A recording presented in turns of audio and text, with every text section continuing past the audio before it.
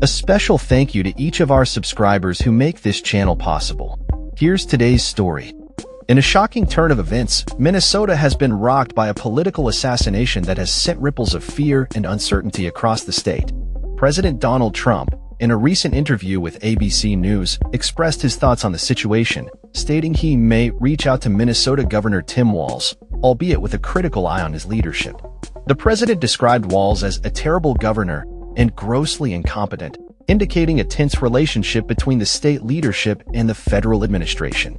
The assassination of a state official has raised alarms about the rising tide of political violence that has been increasingly infiltrating the American political landscape. As the nation grapples with the implications of this tragic event, the atmosphere in Minnesota is charged with anxiety.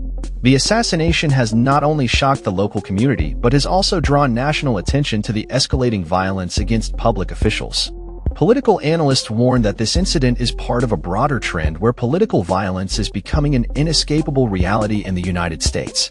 In the wake of the assassination, President Trump's comments have sparked further debate about the role of political rhetoric in inciting violence. Critics argue that the divisive language used by politicians can contribute to a hostile environment that fosters aggression and hostility towards elected officials. The president's remarks regarding Governor Walz reflect a growing polarization in American politics, where political disagreements can quickly escalate into dangerous confrontations. Meanwhile, the international community is also watching closely.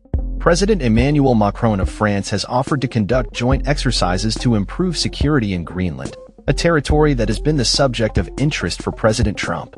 This move is seen as a strategic response to the tensions surrounding U.S. foreign policy and its implications for global security. In another significant development, President Trump recently vetoed an Israeli plan aimed at assassinating Iran's supreme leader, Ayatollah Ali Khamenei. This decision underscores the complexities of U.S. Middle East relations and the potential for military escalations that could arise from such actions. As political tensions mount, Trump's administration has continued to face scrutiny over its handling of various issues, including immigration policy and the economy.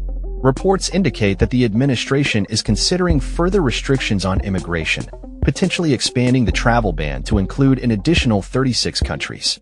This move has sparked protests across the country, with citizens rallying against what they perceive as authoritarian measures.